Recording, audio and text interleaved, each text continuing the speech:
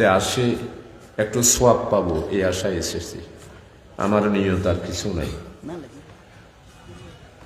আল্লাহ যে আমাকে আসার তৌফিক দিয়েছেন, আপনারাও এখানে এসেছেন, আপনাদের আমি জান্নাতি দিনদার আমার প্রিয় তৌহিদি ভাইদের চেহারা দেখার আল্লাহ তাআলা যে আমাকে তৌফিক দিয়েছেন, এই জন্য আল্লাহ বারি তাআলার দরবারে শুকরিয়া আদায় করছি, শুকরাতান কালমা পাঠ করছি। ইয়া রব লাকাল হামদ কামা ইয়ানবাগি লিজালালি ওয়াজহিকা ওয়া আযীমি সুলতানিকা। সম্মানিত উপস্থিতি, হযরত উলামায়ে কেরামগণ, আপনাদেরকে নসিহা স্বরূপ, মানুষ বেশি না কম এটা মাহফিলের কবুলিয়তের বিষয় না। অনেকেই মনে করেন যে মানুষ কম, এই মাহফিলটা আল্লাহর কুদরতি নজরের মধ্যে বেশি আর কম এটা কোনো ফয়সালা না। আমাদের নিয়তের উপর নির্ভর হলো মাহফিলের কবুল হওয়া আর না হওয়া। আলহামদুলিল্লাহ, এই যে মাদ্রাসার সালানা জলসা অর্থাৎ বার্ষিক সভা, আরা মুশকিল দিয়ে আগর গুণ ওই উর্দু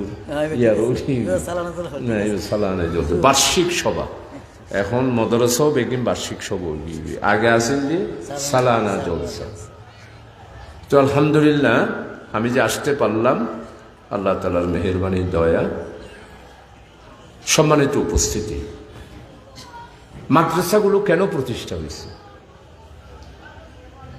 আল্লাহর হুকুম যদি না হতো তাহলে লোহাগাড়া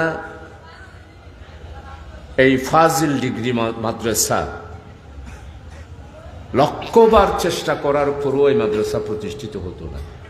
আমি কালকে গারাঙ্গিয়ে প্রায় একটার সময়, ওখানে তো হাজার হাজার মানুষ, ওখানে কুতুবদিয়া, মশকালি, টেকনাফ, উকিয়া, কক্সবাজার এবং আমাদের ফটিকছড়ি থেকে পর্যন্ত ওইখানে মানুষ আসে। কারণ হচ্ছে এটা গারাঙ্গিয়া হুজুর হজরত রহমতুল্লাহ আলাই, আল্লাহ আল্লাহ আল্লাহ, উনার প্রতিষ্ঠিত মাদ্রাসা, তো এই জন্য উনার সমস্ত মুরিদান এবং উনার মুরিদানের বংশধর যারা আছে পরম্পরায় সবাই ওই মাদ্রাসার সাথে আধ্যাত্মিক একটা সবার সম্পর্ক। মাদ্রাসার সভাগুলো এবং মাদ্রাসাগুলো কবুল হওয়ার ব্যাপারে একজন ব্যক্তির চোখের কান্নার দরকার হয়। যেমন পটিয়া মাদ্রাসা আমাদের শামসুদ্দিন জিয়া সাহেব বললেন, মুফতি মরহুম হজরত শাহ আজিজুল হক সাহেব রহমতুল্লাহ আলাই, আমি 9 বছর বয়সে আমি বিছানত ফেসাক করতাম দে আর মায়েরা ফাটাই 500 টাকা দিয়ে ফোয়ারে আর মো আব্দুর রাজ্জাক কারি সাহেব জিবা রেডিওর মধ্যে পাকিস্তান আমলের মধ্যে কেরাত ফুটতো। তো গেলাম যে বোয়ালি সাহ হুজুর, ওনারা শুনিকা নাম পুণ্য হইনি পারি, ফটিয়া মাদ্রাসার বোয়ালি সাহ হুজুর রহমতুল্লাহ আলাই আনোয়ারার। তো ইটান এই সন্ধ্যাতে বেড়ার মাদ্রাসা, তো এই সময় সময়তে উনি আসেন কিন্তু বহুত বিশাল মানুষ হলোর গদ্দে এলে আনতে আশ্চর্য লাগে। আই দিনে কলাউজন এক বাড়িতে গিয়ে কি বাড়িতে এলাম না গুলশানও তাইলাম, কি ব্যস্ত না আর কি, অর্থাৎ মানুষের গদ্দুয়ারি এক এক ধরনের আলিশান কারবার।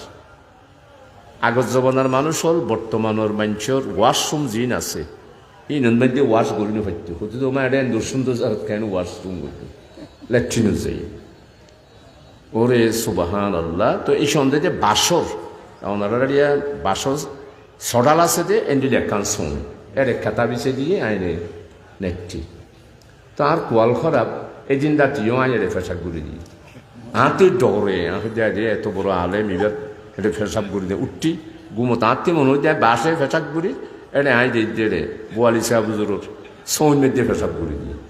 তো খেতার মধ্যে ফুটকি সাথে উজুর গুসানো না ফুটিন না, কোনো অসুবিধা নেই, একা যাইয়ে রে ফজর নামাজ করি বেলায় কাগজ দিয়ে ফেরো। এই সময় শীতকালিয়া বেশি কম শীত, বেশি শীত ন রোগুয়া বরফ হয়ে আছে, ওনারা যারা ফটিয়ে গেলেন দেখুন। এই সময় কাঠটাট নো আছে এনে ফাত্তর দিয়ে রে মানুষ আরে দেখতো। তাহলে গোসল গাছল ঘুরিয়ে এসছি, তো গোসল গাছল ঘুরিয়ে যেন পরে মসজিদ দেই জিকিরি করেছে। আমি তো মুফতি আজিজুল হক সাহেব রহমতুল্লাহ আলাই তারপর দিন আনলো দেখো জিকির করে না, আমি বুড়ো পয়সা আসতে করি মসজিদের দুয়ারে জিকির বসছি। সুবহানাল্লাহ। আজরক সাহেব রহমতুল্লাহ আলাই জিকিরত মধ্যে লা ইলাহা ইল্লাল্লাহ লা ইলাহা ইল্লাল্লাহ লা ইলাহা ইল্লাল্লাহ সুবহানাল্লাহ। পুরা মাদ্রাসা মনে হচ্ছে সমস্ত ইট দেওয়াল টেবিল চেয়ার আর মনের ভিতর মনে হচ্ছে সমস্ত ব্যাগগুলো জিকির করা শুরু করে সুবহানাল্লাহ। এরপরে মোনাজাত, যেহেতু শামসুদ্দিন সাহেব মৌলানা আজরক সাহেব রহমতুল্লাহর কথা হইয়ে তো লাই জিনিসটা নানবি, তারপরে খাঁদা শুরু করবি। আল্লাহরে মদরসা গোসাই দে, মদরসা গোসাই দে খাঁদের দে সমস্ত আলেম নেই। বেদাত শিরিক কুসংস্কার ই নতুন মানুষের বাঁচাবেল্লাই আয় অহুদা তোমার দরবারের মধ্যে সাহায্য চাইলে এই মদরসার বাণী দিয়ে অহুদা তুমি মদরসারে কবুল করো, উর্দু আর বাংলা। আই তখন বেশি উর্দু নবুঝির বাংলায় বুঝিস।